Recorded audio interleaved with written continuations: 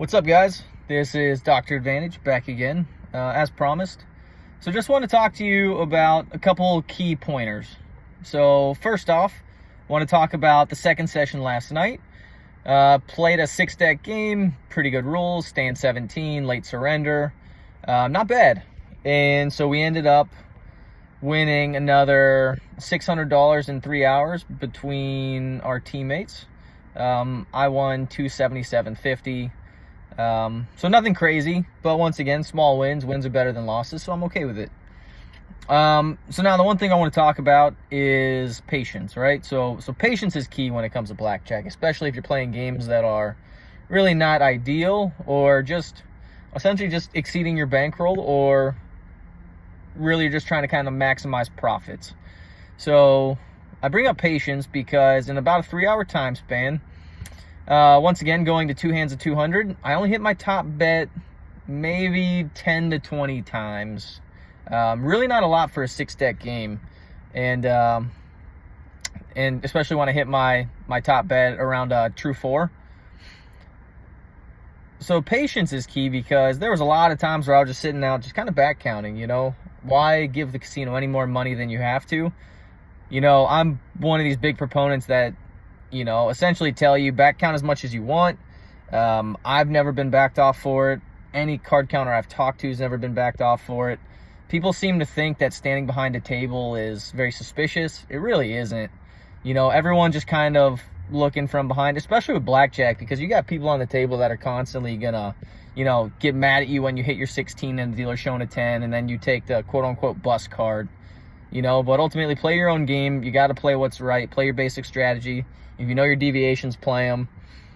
And so ultimately, if you end up playing a game that's not ideal, and you want to try and increase your hourly, especially if you have smaller bankrolls, or even if you have big bankrolls, why give the casino any more money? Unless you're trying to employ a little bit of cover, but that could be another conversation. So don't be afraid to just kind of back count. Just kind of wait for your turn, wait for your pivot point, and join the shoe when you feel like you at least have an advantage, or at the very least it's break even. You know, why give more money away than you need to? But okay, so little decent session, so nothing crazy, but we ended up the day up just over $2,500. Not a bad first day considering how we only played a total of, well, I guess between the two of us, about 6 hours. So we played 12 hours total. So nothing crazy, no huge wins, but I would say for our spread, it's decent. So now, coming to you today, been playing at the same casino now for about 3.5 hours. Just taking a little bit of a break. We got a dealer in right now that is not cutting very well on our double deck. Seems to be a couple cards shy of 50%. I'm not a huge fan of playing that type of penetration, so I'm waiting for the next dealer to come in. They've been right around 60 to 65%, which isn't too bad. Definitely playable. So just waiting for another dealer to come to the table. So now, the second part is you need a bankroll when you're playing blackjack, guys. That's just all there is to it. You know, downswings happen. You're going to have losing sessions. You can't win every session. And you need to have a bankroll big enough that you can kind of survive these downswings. So with that said, currently, we're actually up. We're actually up about $1,200 between the three of us.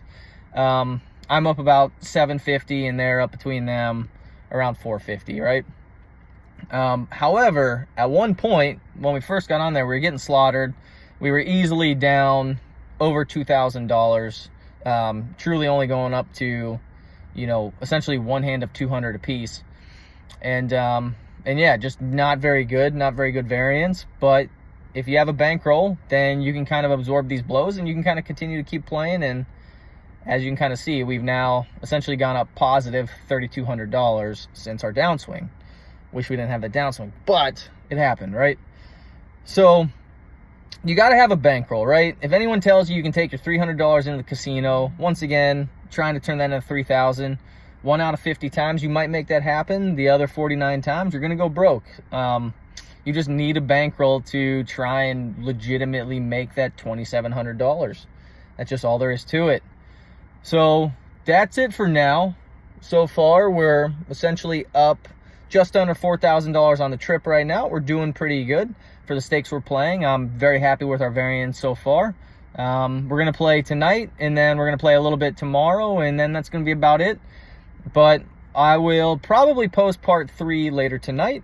I'm not sure. If we don't get backed off of this casino, we're probably going to keep playing, just because, like I said, the game's not great, but it's good enough that it's definitely worth playing. So with that said, I will talk to you guys later. And once again, if you have any questions, feel free to put them in the comment section. And hopefully we got more winning sessions to report. And hopefully I can give you a little bit more valuable lessons, a little bit of, professional wisdom that you can kind of carry forward and actually utilize yourself in the future. All right. But this is Dr. Advantage signing off. Talk to you guys later.